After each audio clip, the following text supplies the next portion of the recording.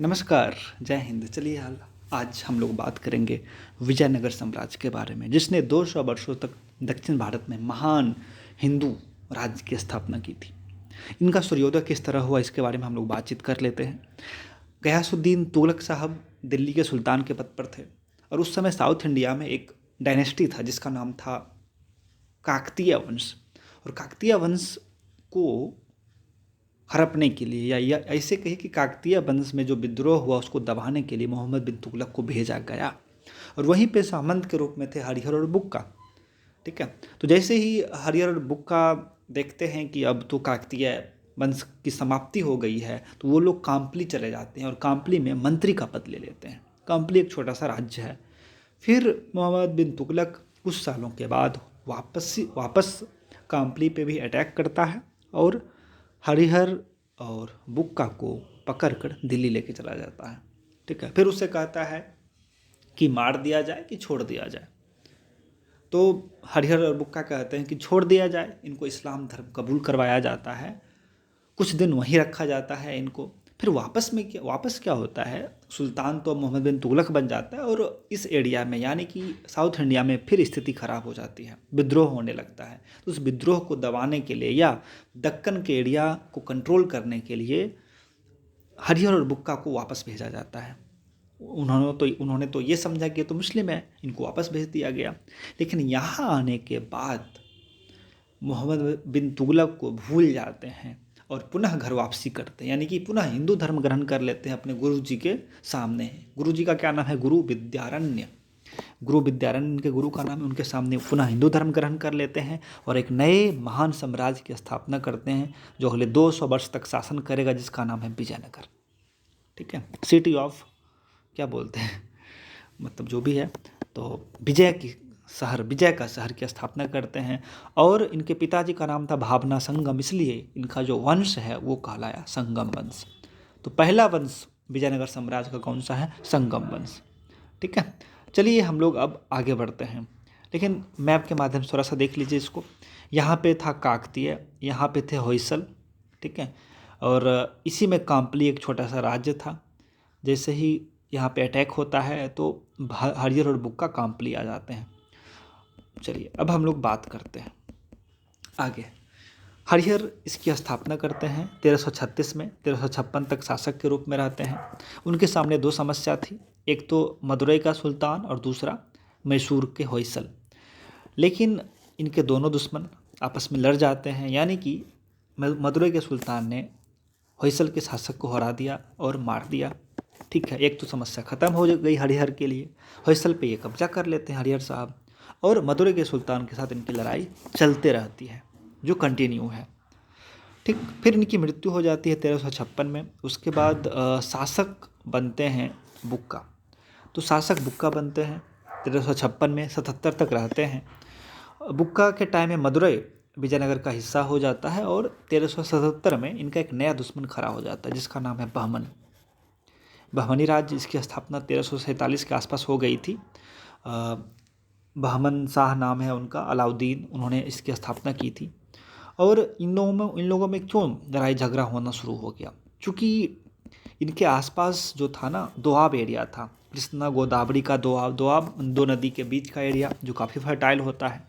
तुंगभद्रा नदी का दोआब था। उसके अलावा गोवा चूँकि इम्पोर्ट होता था बहुत ज़्यादा, घोड़ा उरा का व्यापार खूब होता था ईरान इराक से, इसलिए गोवा, कृष्णा गोदावरी और तुंगभद्रा के दोआब के लिए दोनों ने लड़ना शुरू कर दिया और ये लड़ाई जारी रही।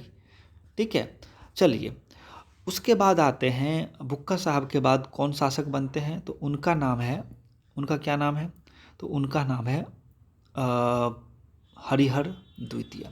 तो हरिहर द्वितीय साहब शासक बनते हैं। यहाँ पे हैं 1377 से लेके 1404 ईस्वी तक रहते हैं ये शासक के रूप में। इन्होंने बहमनी से गोवा छीन लिया है ना, गोवा और बेलगांव ले लिया।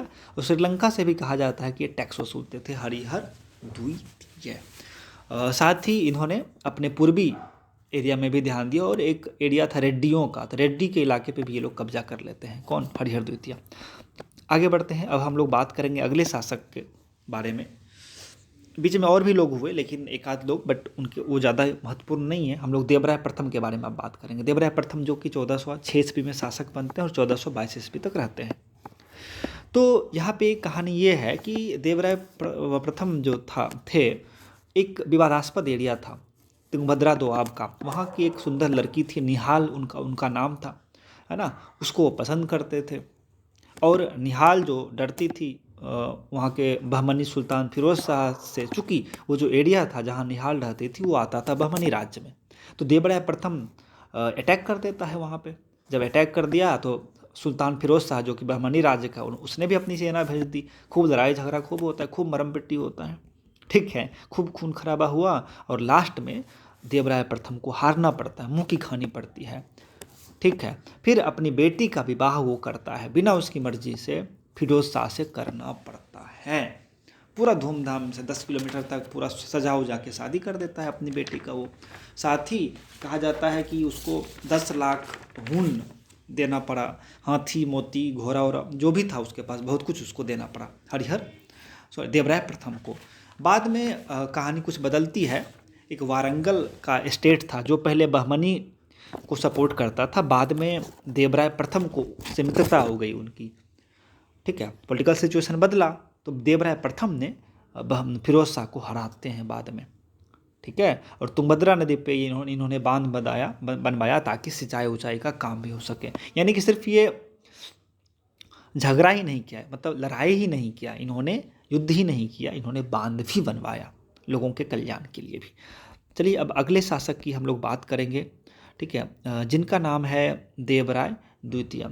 तो देवराय द्वितीय के बारे में है कि ये 1422 में शासक बनते हैं और 1446 तक रहते हैं। बहुत ही कहा जाता है कि संगम वंश के one of the best king इनको माना जाता है। इन्होंने सेना में मुसलमानों को भर्ती करना शुरू किया, ठीक है, ज़ोर शोर से। बहुत बड़ी सेना इन्होंने तैयार की, ऐसा कहा जाता है। और इनके दरबार में एक यात्री कोई आया था, मैं कौन आया था इनके दरबार में? इनके दरबार में आया था निकोलो कैंटी, निकोलो क्वांटी नाम था उनको, इटली का यात्री था वो। देवराय द्वितीय के दरबार में आया था। कौन आया था? निकोलो क्वांटी। क्वांटी कहते हैं कि विजयनगर सम्राट जो था 60 मील के रेडियस में था, ठीक है। यहाँ पे बाल विवाह होता था, सती प्रथा भी यहाँ प्रसिद्ध था।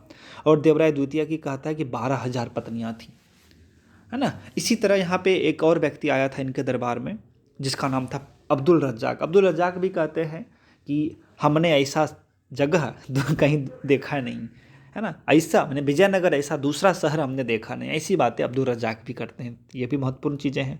इन्होंने कला और साहित्य को भी प्रश्रय दिया, उसको आश्रय दिया। किसने? हरिहर द्वितीय ने। अच्छे शासक के रूप में इनकी गिनती होती है। तो हरिहर द्वितीय के बाद जो संगम वंश है थोड़ा सा वीक पड़ गया और धीरे धीरे खत्म हो गया, और एक नया वंश है जिसका नाम है सलुबा डायनेस्टी।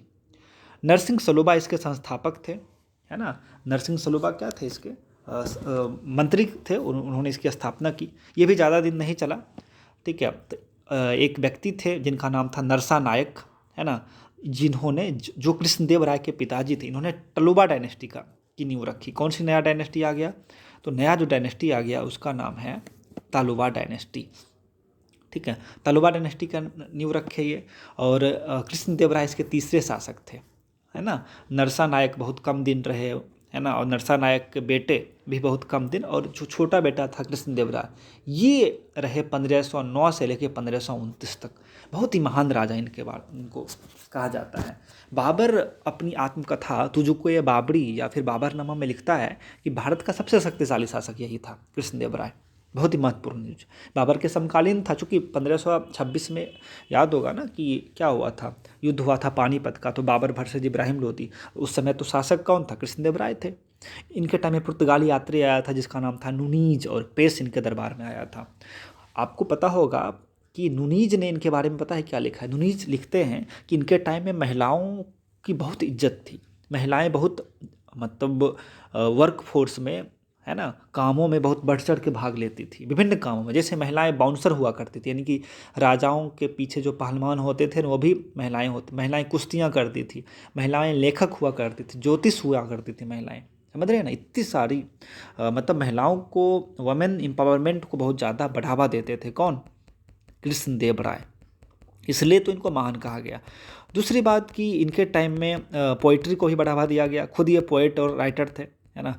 8 कवियों को अपने यहाँ संरक्षण देते थे, जिसको अष्टदिग्गज कहते थे, है ना। इसके इनके टाइम में था तेनाली रामन का आपने नाम सुना होगा, इन्हीं के। और पेदन्ना भी एक कवि थे इनके टाइम में, जो अष्टदिग्गज के हिस्सा थे। इनको आंध्र का भोज भी कहा जाता है न्यायप्रियता के कारण। और 1520 में इन्होंने बीजापुर पे कब्जा कर लिया, है ना। तो एक चीज़ मैं बताना चाहूँगा कि बीजापुर जो है था वो बहमनी राज का हिस्सा था, है ना। ये लोग बाद में अलग स्वतंत्र हो गए थे। और उड़ीसा को भी इन्होंने जीत लिया, और फिर उड़ीसा की राजकुमारी से इन्होंने शादी भी की थी, है ना। और उसके अलावा इन्होंने किताबें लिखी। एक तो अमुक्त मालदय, है ना, अमुक्त मालदय लिखी, जामवती कल्याण लिखी। इनके टाइम एक महिला थी गंगा देवी, इन्होंने भी किताब लिखा जिसका नाम है मदुरई विजयम। तो ये सब बहुत महत्वपूर्ण न्यूज़ है, और ये सब डाटा आपको एग्जाम में पूछा जाता है, इसलिए यहाँ बताने का यही मतलब था, ठीक है। और कुछ और चीज़ें इनके बारे में हैं जो मुझे हम लोगों को जान लेना चाहिए, कि इनके बारे में ये कहा जाता है, हाँ, इनके टाइम में जो बहमनी राज्य था, हमने बताया बहमनी राज्य जो है, याद रखिएगा, 5 भाग में बट जाता है।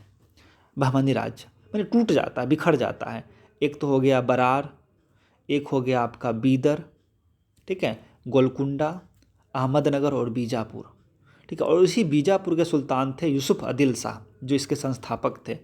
तो उसी को ये जीतते हैं। तो बीजापुर हो गया, है ना। उसके पहले हमने क्या कहा, गोलकुंडा, अहमदनगर, बीदर और बरार। बरार, बीदर, गोलकुंडा, अहमदनगर और बीजापुर, तो ये 5 भागों में डिवाइड हो जाता है। कौन? बहमनी राज्य, यह याद रखिएगा। साथ ही एक बहुत महत्वपूर्ण न्यूज ये है कि इनसे कृष्णदेव राय से संबंधित एक मिला है शिलालेख। इनसे संबंधित तो किताबें तो बहुत हैं जो इन पे लिखी गई है, इन्होंने लिखा है, लेकिन शिलालेख मिला है। वो मिला है कर्नाटक के तुमकुर जिले में, जो कि कन्नड़ भाषा में है ना। उसमें ये है कि ये जो हैं, इनकी मृत्यु अक्टूबर 1529 में हुई, ऐसे कुछ लिखा है। बहुत महान शासक थे, ऐसी ऐसी बातें कही गई हैं। तो ये थे हमारे कृष्णदेव राय, ठीक है। चलिए अब हम लोग आगे बढ़ेंगे। आगे बढ़ के हम लोग थोड़ा सा देखेंगे किसके बारे में हम लोग देखेंगे। हम लोग देखेंगे अब कि ये वंश, इस वंश की समाप्ति कैसे हुई, है ना, तुलुबा डायनेस्टी की समाप्ति कैसे हुई, या विजयनगर अब धीरे धीरे कमज़ोर पड़ने लगा था। जैसे ही क्या नाम था, कृष्णदेव राय साहब गुजरे, तो उसके बाद यहाँ पे योग्य शासकों की कमी हो गई। और इनका एक भतीजा था जिसका नाम था सदाशिव राय, ठीक है, वो सत्ता को संभाले, है ना। ये बहुत कमज़ोर थे, तो इनका सारा फैसला लेता था एक मंत्री जिसका नाम था राम राय, वो सारा फैसला लेता था। और राम राय क्या किया, ये जो मतलब अभी जो अहमदनगर हमने बताया, जो क्या नाम है, बहमनी से जो टूट के बने थे, अहमदनगर, बीजापुर, गोलकुंडा, बीदर, इनके मामलों में राम राय बेवजह का इंटरफेयर करने लगा, उनके आंतरिक मामलों में, ठीक है। तो बीजापुर के जो सुल्तान थे आदिल शाह, इन्होंने कुछ डिमांड कर दी राम राय से। अब बाद में ये लोग आपस में एक संघ बना लिए। सोचिए कौन कौन, अहमदनगर, बीजापुर, गोलकुंडा और बीदर। बरार नहीं था इसमें, जबकि बरार भी बहमनी से अलग हुआ था। एक सवाल कई बार एग्जाम में पूछा गया है। तो बरार इस संघ में शामिल नहीं था, बाकी बीदर, गोलकुंडा, बीजापुर, अहमदनगर शामिल हो गए, ठीक है। इन्होंने और चारों ने कुछ डिमांड कर दिया कि तुम हमको कुछ किला उला दे दो। राम राय ने इनकार कर दिया। जो इनका अरे सॉरी सॉरी सॉरी जो राम राय इनका जो मंत्री था, वो क्या कर दिया, इसको लेके राम राय जो इनका मंत्री था वो इनकार कर दिया। तो इनकार कर दिया तो भैया अब तो युद्ध होगा, ठीक है। अब इन लोगों ने युद्ध करना शुरू कर दिया, और वो युद्ध जो बहुत ही खतरनाक युद्ध हुआ, जिसने विजयनगर को एक तरह से बर्बाद ही कर दिया, जिसको हम लोग बोलते हैं तालीकोटा का युद्ध, या फिर बनहट्टी की लड़ाई भी इसको कही जाती है, जो कि लड़ी गई, कब लड़ी गई, 23 जनवरी से 26 जनवरी 1565 के बीच।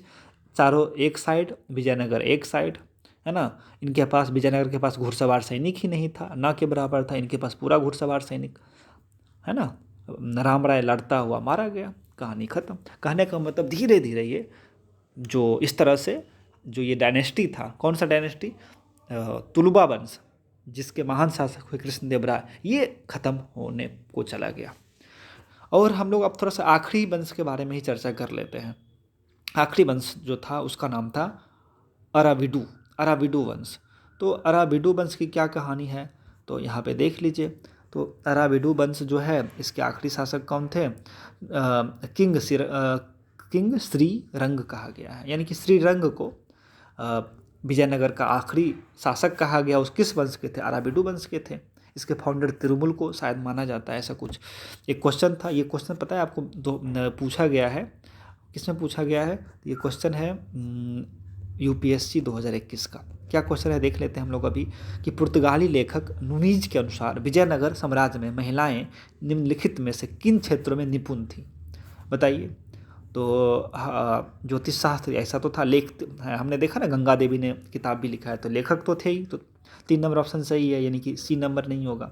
बाकी देखिए, भविष्य ज्योतिष थी तो भविष्यवाणी भी करती होगी। हमने कहा ना, बाउंसर थी, है ना, राजाओं की सुरक्षा गार्ड में रहती थी वो, ऐसा नुनिज ने लिखा है। तो इसके अनुसार क्या होगा इसका आंसर? तो इसका आंसर हो जाएगा 1 2 3 4, यानी कि ऑप्शन नंबर डी। ये 2021 यूपीएससी का सवाल है।